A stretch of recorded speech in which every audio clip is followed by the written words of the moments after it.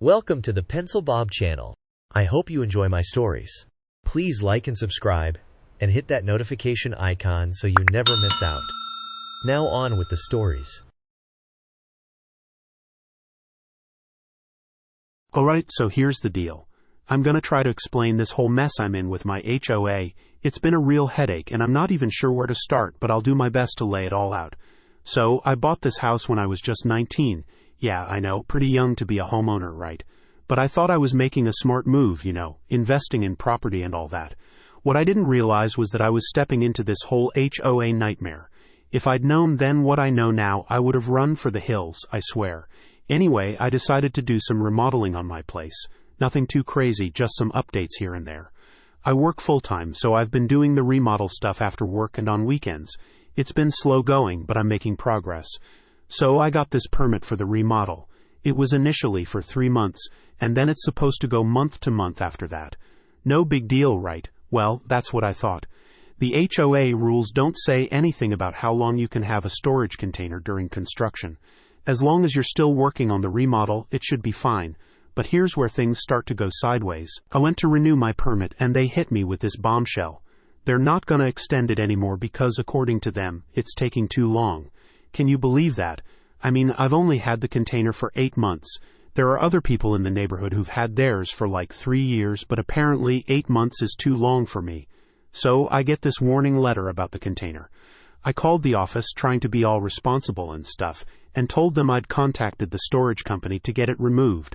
I thought that would be the end of it, but nope, it just gets worse from there. A week later, this compliance officer shows up at my door. He's all like, "What's the status of the container?" Then he drops this bomb on me. He says he called the storage company himself and found out that I never actually called or emailed them. That's when I lost it. I mean, who does this guy think he is? I cussed him out and told him to get the hell off my property. I'm not proud of it, but man, I was seeing red. I couldn't believe it. How is it even legal for them to call a private company I have a contract with and ask about my account? There's gotta be some kind of privacy law against that, right? I mean, I'm no lawyer, but that just seems wrong on so many levels. So I called the storage company to figure out what was going on. They forwarded me this email from the compliance officer. Get this, he told them that the storage container was on HOA property, not mine, and that my lease was up. Complete BS. The guy straight up lied to get information about my account. I was fuming, but wait, it gets better, or worse, I guess. This HOA isn't just messing with me. They're screwing over everyone in the neighborhood. There are like 2,000 homes in this HOA, and they're jacking up the dues by about $200 a year.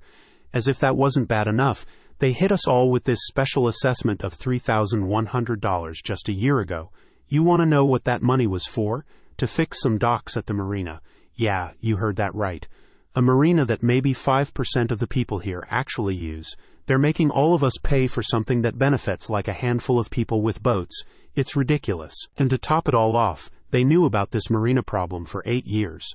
8 years, they didn't do anything to fix it, just let it get worse and worse. Then they have the nerve to hit us with this massive bill right after COVID. People were out of work, everything was getting more expensive, and they decide that's the perfect time to demand an extra $3,000 from everyone. I swear, 90% of the people here were pissed off about it. And can you blame them? The HOA knew about this problem for nearly a decade, did nothing, and then expected us all to foot the bill. It's like they're running some kind of scam. I'm at my wit's end here. I don't know what to do about this storage container situation. Should I talk to a lawyer? I mean, it seems like the HOA is overstepping their bounds, but I'm not sure what my rights are. And even if I win this battle, I'm still stuck in this neighborhood with these ridiculous rules and fees. Sometimes I think about just selling the place and getting out, but then I remember how young I was when I bought it. I've put so much time and money into this house, it feels like giving up to leave now. But man, dealing with this HOA is like banging my head against a wall. I've tried talking to some of my neighbors about it, and a lot of them feel the same way. We're all frustrated, but it's like we don't know what to do. The HOA seems to have all the power, and they're not afraid to use it. I keep thinking there's gotta be a way to fight back, Like maybe if enough of us got together, we could change things. But then I remember how busy everyone is just trying to make ends meet. It's hard to organize a rebellion when you're working full-time and trying to keep your head above water. And the worst part is, I feel like I can't even finish my remodel now. Every time I think about working on the house, I get stressed out about the HOA breathing down my neck. It's like I'm living in this constant state of anxiety, waiting for the next letter or the next visit from that compliance officer. I don't know, man. I'm just tired. Tired of fighting. Tired of worrying. Tired of feeling like I'm always one step away from getting in trouble with these HOA people. I wish I could go back in time and tell my 19-year-old self to run far, far away from this place. But here I am stuck in this mess. I guess I'll have to figure out what to do about this storage container situation. Maybe I'll end up talking to a lawyer after all. It just sucks that it's come to this, you know. I thought buying a house was supposed to be this great achievement, a step towards the American dream or whatever. Instead, it feels like I've trapped myself in this never-ending nightmare. I just want to be able to live in my house, make the improvements I want to make, and not have to worry about some power-tripping HOA board making my life miserable. Is that really too much to ask? Apparently in this neighborhood, it is. You need to talk to a lawyer who specializes in HOA rules and regulations. They already lied to get information about you, and I wouldn't trust them at all. Did they show where the money for marina maintenance was spent? If not, why not? They are legally obligated to show how much is in the HOA funds and what it is for and how much has been spent. Please contact a lawyer right away. They sound like they are pulling some major shady stuff. All kinds of expenses are going up, inflation and all. So not surprised your fees are going up. Not much you can do about it. If the docks, marina are the responsibility of the HOA, the board doesn't have a choice but to maintain them. I suspect it's an amenity of the overall HOA, so everyone has to pay for its upkeep, independent of whether they have a slip. While history is interesting, they know there is an issue now, and have to address it. Sure, they could have increased reserve fees over the past 8 years, so it's not a one big assessment, but really all comes out the same. Your point, though, is a good one relating to communication.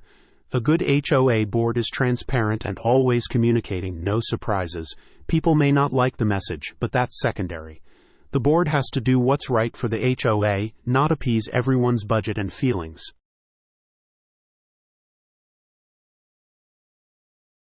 I can't believe what just went down at our HOA meeting. Let me tell you, it's been a wild ride and the hypocrisy is off the charts. So, we had this board meeting recently, right? Nothing too out of the ordinary, just your typical HOA stuff. But then, a few days later, we all get this email from the board. They're claiming that during the meeting, some of the homeowners were making threats against them. I'm talking serious accusations here. Now, I've lived in this community for years, and I know most of my neighbors. We might not always agree with the board, but threats? That seemed way out of character. Something didn't add up. Well, turns out one of the homeowners at the meeting had been recording the whole thing. Smart move, if you ask me. They decided to set the record straight and sent out their own update to all of us, complete with the audio recording of the meeting. Here's where it gets good. That recording, it proves that absolutely none of those so-called threats ever happened. The board was straight up lying to us. You'd think the board would be embarrassed about being caught in such a blatant lie, right? Nope. Instead, they're all up in arms because they weren't told they were being recorded. They're acting like it's some huge violation of privacy or something. Here's the kicker, though. We live in a one-party consent state. That means as long as one person involved in the conversation knows it's being recorded, it's totally legal. The homeowner who recorded the meeting didn't need to tell anyone. But wait, it gets even better. Several of our board members drive Teslas. You know those fancy electric cars? Well, those things are like rolling surveillance systems. They've got cameras all over them, constantly recording everything around them. So these board members are basically recording the entire neighborhood every time they drive down the street. And the cherry on top, at least one of the board members works in a job where they have to do annual ethics training. You know, learning about things like honesty, integrity, and not being a hypocrite. The irony is just too much.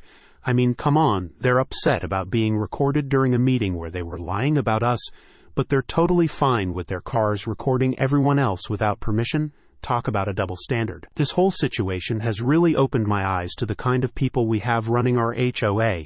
It's not just about the recording issue. It's about the fact that they were willing to lie to all of us homeowners. They tried to paint us as the bad guys, making up stories about threats that never happened. I've been doing some research, and it turns out this kind of thing isn't uncommon in HOAs. There are all sorts of debates about whether recording meetings should be allowed or not. Some HOAs have rules against it, while others are more open. The thing is, I can kind of see both sides of the argument. On one hand, I get why some people might not want to be recorded. It can make folks uncomfortable, and there's always the worry about how that recording might be used. But on the other hand, if the board is going to lie about what happens in meetings, how else are we supposed to protect ourselves? It seems like recording is the only way to have solid proof of what really went down. I've been talking to some of my neighbors about this, and we're all pretty upset. A few of us are thinking about bringing this up at the next meeting. We want to know why the board felt it was okay to lie to us like that. And we want to talk about maybe making it a rule that all future meetings have to be recorded and posted for everyone to see. Of course, I'm sure the board will fight against that idea. They'll probably come up with all sorts of reasons why it's a bad idea. But honestly, after this stunt, I don't trust them to make decisions for our community anymore. It's funny, you know. When I bought my house here, I thought being part of an HOA would mean living in a well-managed community. I never imagined I'd be dealing with power-hungry board members who think they can just make up stories about their neighbors. I've been doing some digging into our HOA bylaws and state laws. It turns out that in many places, HOA boards do have the right to prohibit recording of meetings. But given what just happened, I think we need to push back on that. If they're going to lie about us, we need some way to protect ourselves. The more I think about it, the more frustrated I get. These are our homes we're talking about. The decisions this board makes affect our property values, our quality of life. How can we trust them to make good decisions if they're willing to lie so blatantly? I'm seriously considering running for the board myself at the next election. Someone needs to bring some honesty and transparency back to this process. And if that someone has to be me, well, so be it. In the meantime, I think I'm going to start attending every single board meeting from now on. And you can bet I'll be recording them all. Let them try to stop me. I'll just point out their Teslas in the parking lot and ask how that's any different. This whole situation has been a real eye-opener. It's made me realize how important it is to stay involved in your community and to hold your leaders accountable. Because if you don't, who knows what kind of nonsense they might try to pull next. I never thought I'd be caught up in HOA drama like this, but here we are. It's like living in a soap opera, except it's real life and it affects my biggest investment, my home. All I can say is stay tuned. I have a feeling this story is far from over. Par for the course. They are upset they got exposed. I live in a one-party record state, MN, and record almost all conversations that may become controversial or between people that may deny or lie about what they said. The board members here are just stupid. Always think that you are being recorded even if you are not. It will keep you honest. If any of the board members made accusations against a named individual to the entire community, that may open that board member up for legal consequences. Teach them a lesson. It's worth noting that the concept of consent only applies when there's an expectation of privacy. Anything held in a public building or a public space can be recorded with no one's consent at all. I mean, clearly the person recording probably has an awareness, but it's worth noting that consent is only a concept behind an expectation of privacy. Bathrooms, bedrooms, such as in a hotel, are considered to have a reasonable expectation of privacy, but anything held in a public meeting room with other members of the public present has no protections on recording.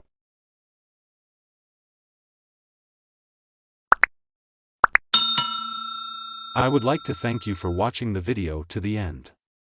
To encourage us to make more videos, please like, subscribe, comment, as well as share. Check out this other video if you haven't already.